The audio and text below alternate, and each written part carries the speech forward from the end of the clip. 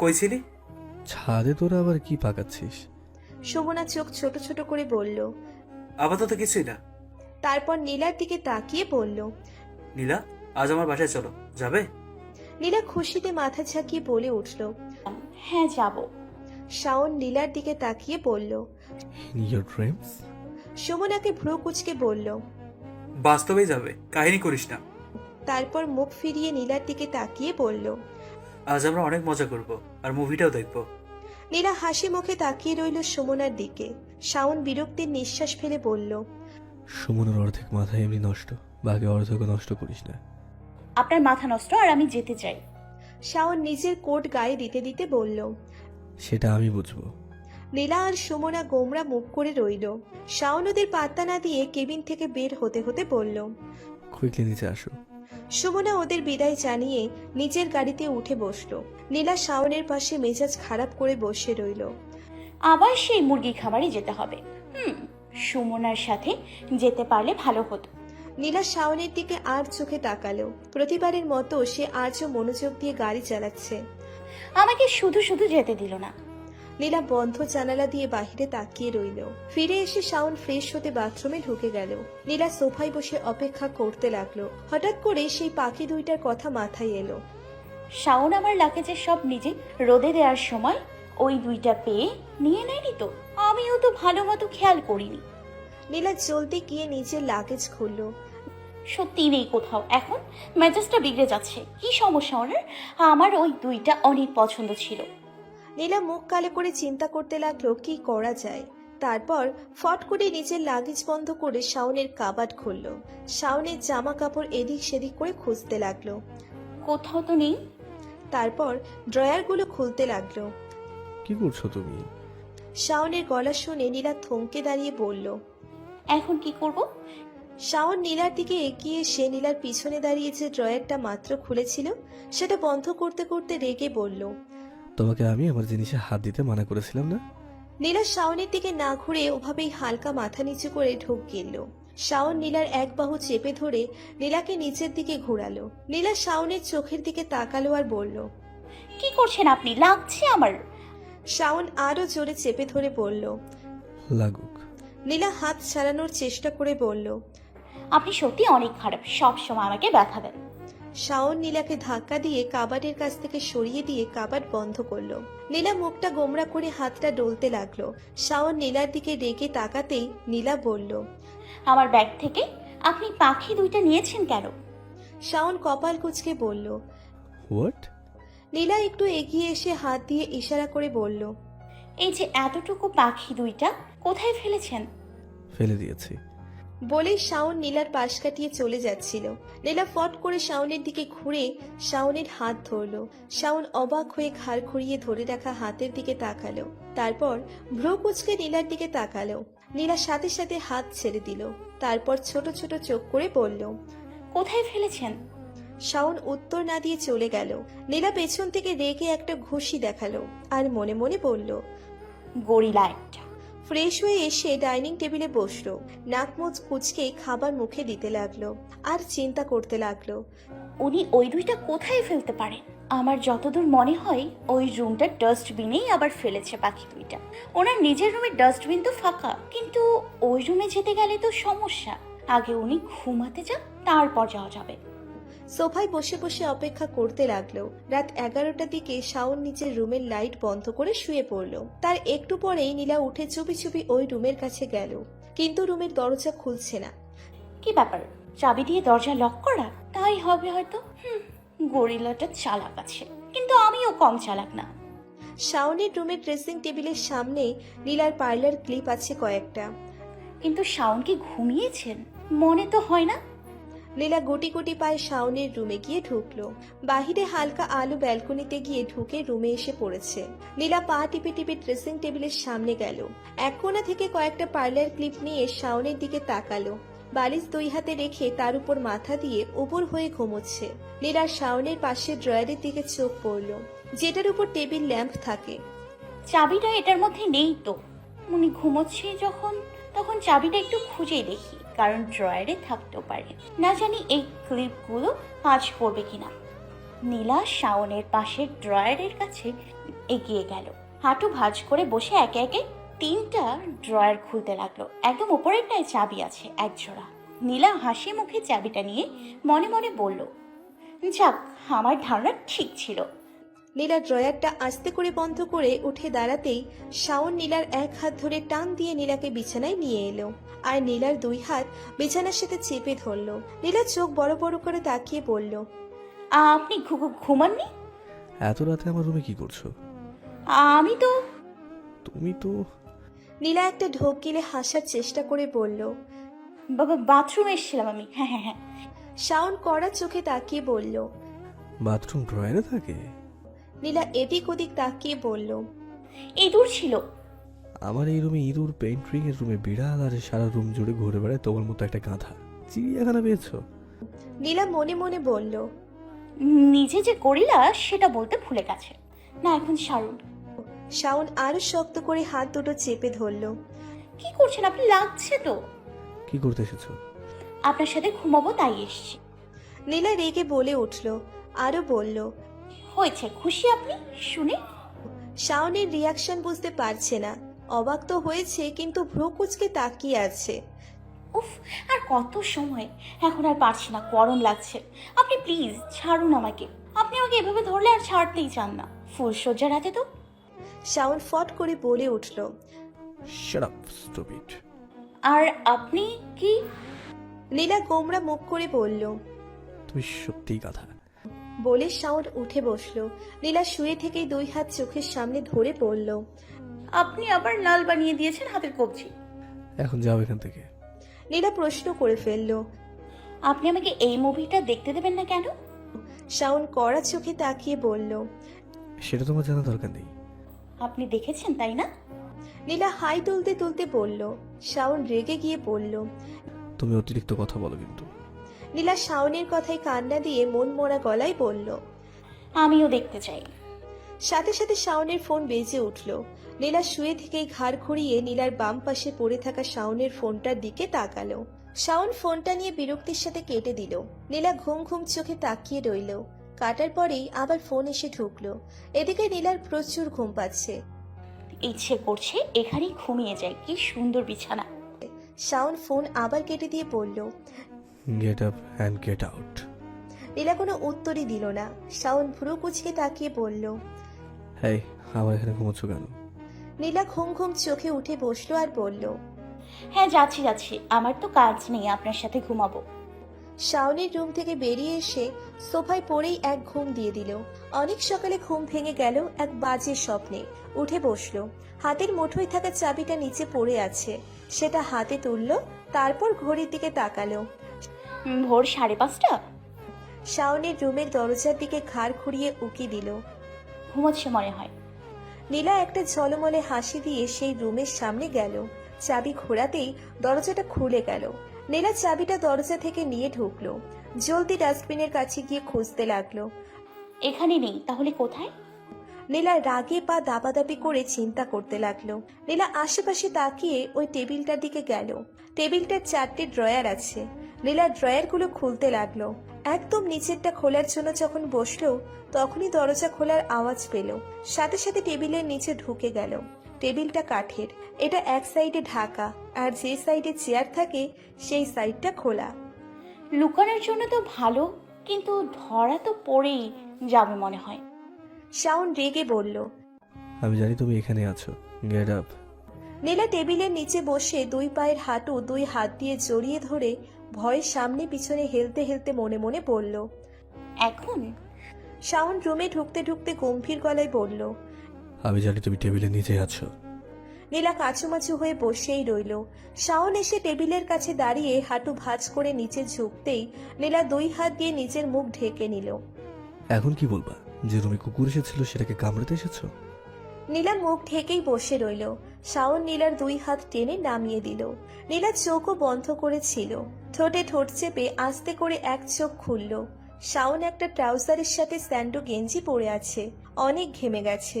Gym করছিল মনে হয়। নীলা তো ঘুমোচ্ছে মনে করেছিল। আস্তে আস্তে 2 চোখই খুলল। তারপর নিচের দিকে তাকিয়ে হাত দুটো ছাড়িয়ে নিল। বের হয় ঘড়ি। নীলা শাওনের দিকে একটু তাকিয়েই চোখ নামিয়ে নিল। মনে মনে বলল, আজ বের হলে আবার যদি ডাইনিং এর সামনে টানতে টানতে নিয়ে ধাক্কা দেয়, তখন আবার হাত কেটে গেলে? ভাবার সাথে সাথে না সূচক মাথা ঝাঁকালো, অর্থাৎ আমি বের হব না। বের হতে বললাম না?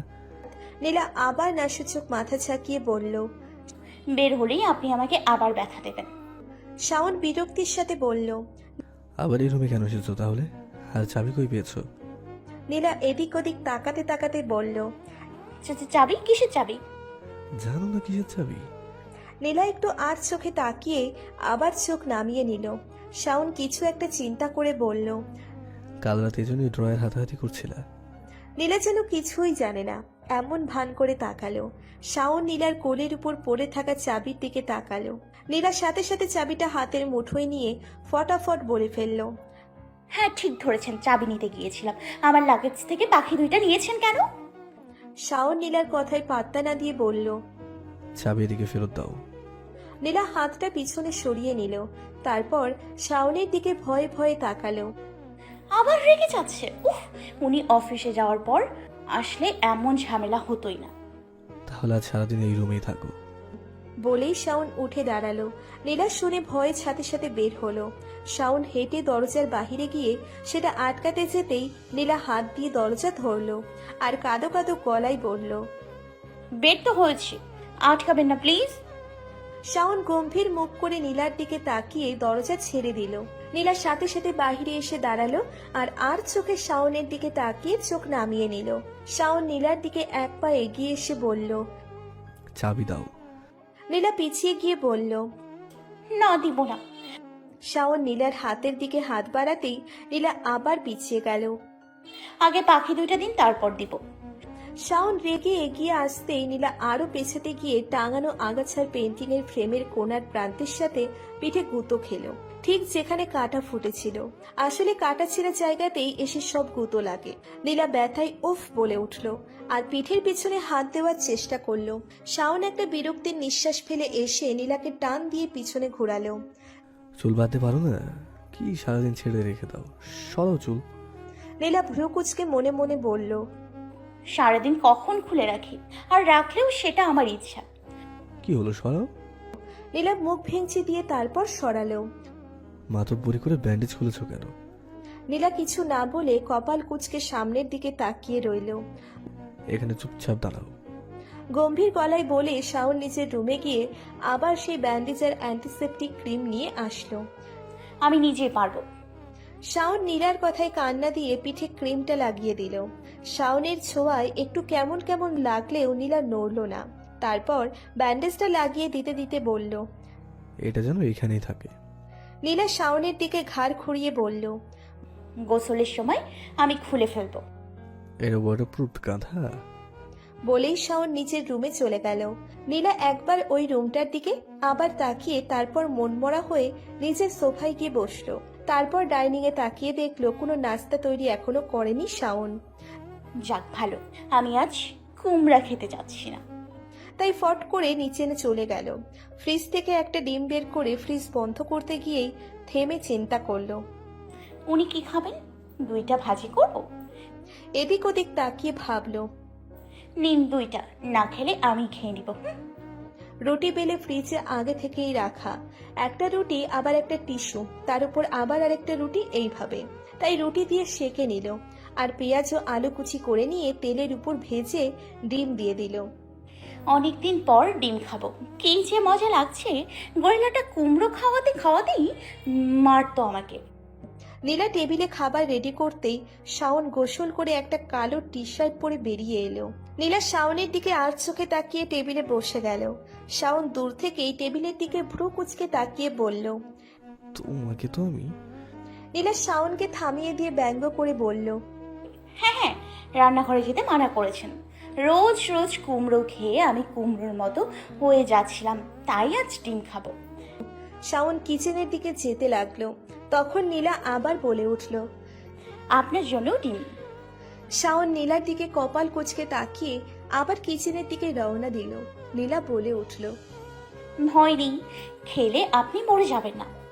শাওন রান্নাঘরে ঢুকতে ঢুকতে বলল। Shut up.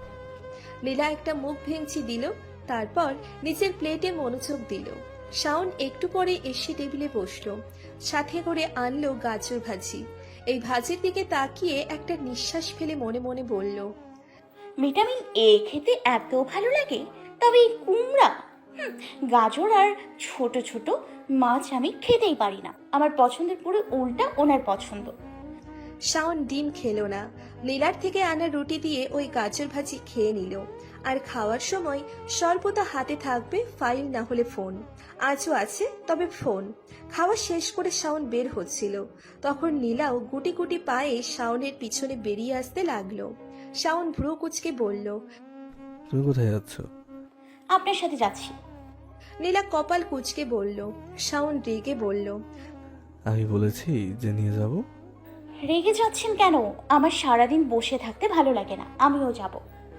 বলেই শাওনের উত্তরের অপেক্ষা না করেই লিফটের সামনে এসে দাঁড়িয়ে পড়ল। শাওন দরজা অফ করে বিরক্তির সাথে নীলার পাশে এসে দাঁড়িয়ে বলল, তোমার সমস্যা কি? আমার তো কোনোই সমস্যা নেই। শাওন কিছু বলার আগেই লিফট চলে আসলো, তাই নীলা উঠে পড়ল। শাওন নীলার পাশে দাঁড়িয়ে পড়ল। আজই লাস্ট। নীলা কোনো কথা না বলে মুচকি হাসলো। গাড়িতে বসে খুশি মনে সিট বেল্ট লাগালো। আজ আবহাওয়াটা সত্যি অনেক সুন্দর। এই রাস্তাটাতে সকালে একটু কম জ্যাম থাকে, মোটামুটি ফাঁকা রাস্তায়, সাথে এই ঝলমলের রোদে বাইরের দৃশ্যটা অনেক ভালো লাগছে। এছাড়া পুরো নীল আকাশে মেঘগুলো উঠছে, মেঘগুলোকে জড়িয়ে ধরতে ইচ্ছে করছে। ইস, জানালাটা খোলা হলে ভালো হতো। এচিসির কি পাই বুঝি না, জানালা খোলা হলে সেটা দিয়ে কত সুন্দর বাতাস আসতো। ফুরফুরে বাতাসে মনটাও ফুরফুরে হতো। এগুলো জানে না বলেই তো বড় গোমরা মুখ হয়ে যাচ্ছে দিন দিন। নীলা শাওনের দিকে তাকালো, তারপর একটু চিন্তা করেই বলে উঠল, জানালার কাজটা নামিয়ে দিন না। শাওন সামনেই তাকিয়ে আছে, যেন শুনতেই পায়নি, তাই নীলা জোরে বলে উঠল। কাজটা নামিয়ে দিন। শাওন রেগে নীলার দিকে তাকিয়ে আবার সামনে তাকালো আর বলল, আর একটা এক্সট্রা কথা বললে না, এখানে নামিয়ে দিয়ে চলে যাব কিন্তু। নীলা মেজাজ খারাপ করে শাওনের দিকে তাকিয়ে তারপর মুখ গোমরা করে সামনে তাকিয়ে রইল। সত্যি গরিলা এর চেয়েও ভালো। শাওনের অফিসে এসে পৌঁছেই বড় কাচের দেওয়ালে দিয়ে বাহিরের দৃশ্য দেখতে লাগলো। আজ যদি গ্রামে থাকতাম তাহলে অবশ্যই পুকুরে গোসল করতে যেতাম। শাওন চেয়ারে বসে ল্যাপটপ নিয়ে কাজ শুরু করে দিয়েছে। একটু পরেই সুমনা এসে ঢুকলো। নীলাকে দেখেই বলল, ওরে, তুমি এসেছো আজও? অনেক অনেক ভালো করেছো। এমনিও আমি ফোন করতাম, কিন্তু ভুলে গেছিলাম। নীলা হাসি মুখে সুমনার দিকে তাকালো। সুমনা নীলার দিকে এগিয়ে এসে বলল, সামনে আমাদের অফিসের প্রতিষ্ঠা বার্ষিকী আছে, আমরা সবাই থাকবো। আমি চাই তুমিও আসো, মজা হবে অনেক। নীলা শাওনের দিকে তাকালো, সে কাজেই ব্যস্ত। সুমনা বলল, ওর দিকে তাকানো লাগবে না, আমি ইনভিটেশন দিয়েছি, ওর কিছু করার নেই। শাওন এবার এদিকে তাকালো, নীলাও তাকালো। শাওন কিছু না বলে আবার নিজের কাজ করতে লাগলো। সুমনা ফিসফিসিয়ে নীলার কানে কানে বলল। নীরবতা সম্মতির লক্ষণ। তারপর নীলার দিকে তাকিয়ে একটা চোখ মারল সুমনা। নীলা নিঃশব্দে হাসি দিল। সুমনার আজ কাজ আছে, ওকে ক্লায়েন্টদের সাথে মিটিংয়ে বসতে হবে। আজ ওকে পাওয়া যাবে না, তাই নীলা কি করবে ভাবতে লাগলো। যদিও করার কিছুই নেই, তাই কাছের জানালার কাছে দাঁড়িয়ে রইল। যতই দেখি ততই তাকিয়ে থাকতে ইচ্ছে করে। অনেকক্ষণ পর চোখ সরিয়ে শাওনের চেয়ারের দিকে তাকালো। শাওন নেই, বাহিরে গেছে হয়তো। ভাবলাম চেয়ার টেনে এখানেই বসে দৃশ্য দেখব। তাই চেয়ারটা নিতে গেল। নীলার হঠাৎ মনে হলো শাওনের এই বুকশেল্ফের থেকেই বই নিয়ে পড়লে কেমন হয়। দারুণ হবে। এমন মনোহর দৃশ্যের সামনে চেয়ার পাতিয়ে পায়ে পা তুলে বই পড়ার মজাই আলাদা হবে। গায়ে এসে হালকা রোদ পড়বে, এসির ঠান্ডায় শীতকাল শীতকাল পরিবেশ তৈরি হবে, আর আমি মনোযোগ দিয়ে বই পড়ব। সাথে এক কাপ চা হলে আরোই ভালো হয়, কিন্তু সেটা পাওয়া যাবে না জানি, তাই যেটুকু পাচ্ছি তাই যথেষ্ট। নীলা কাঠের উঁচু বুকশেল্ফটার দিকে এগিয়ে গেল। সব বই প্রায় ইংলিশে। নীলার ঠাকুর মায়ের ঝুলি পড়তে ভালো লাগে, স্কুলে ওগুলোই পড়তো। সাথে বিভিন্ন ইংলিশ গল্প পড়তো, যেগুলো বিশেষ বিশেষ মানুষদের জীবন নিয়ে লেখা।